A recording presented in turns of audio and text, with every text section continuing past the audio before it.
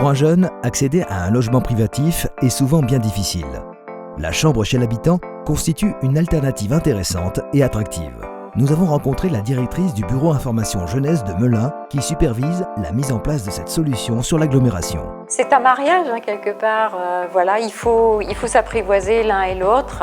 Quand effectivement la synergie se fait bien, ça fait des belles choses. C'est une façon de tisser du lien et ce lien souvent il est encore maintenu des fois parfois 5 ans, 10 ans après. Moi j'ai des propriétaires qui me disent « Oh les jeunes quand ils se marient, ils m'envoient des faire-part, ils m'envoient les photos de leurs enfants ».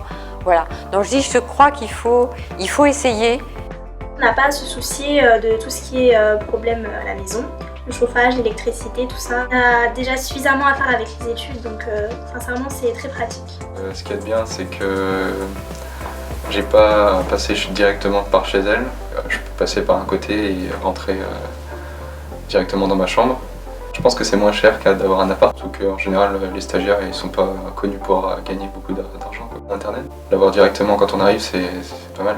C'est la première chose qu'il demande, c'est s'il y a Internet.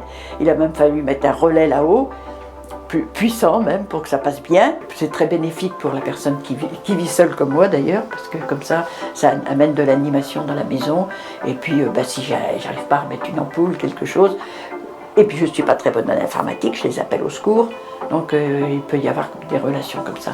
Je conseille pour ceux qui aiment bien avoir du mouvement dans la maison, je conseille de le faire. Ça aide bien sur le plan financier quand même, ça permet de vivre dans sa maison et chauffer, nourrir et tout. L'autre point que je voudrais souligner, c'est que on n'est pas tout seul. C'est un peu comme ma grand-mère.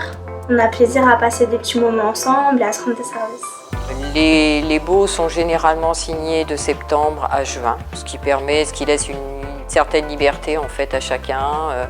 Et souvent les propriétaires préfèrent récupérer leur logement l'été pour leur famille, ou parfois il arrive aussi que moi je puisse leur positionner des jeunes stagiaires qui viennent sur Melun sur l'été. Pour plus d'informations sur ce dispositif, n'hésitez pas à consulter le bureau information jeunesse de Melun qui recense les chambres à louer et met en relation propriétaires et locataires.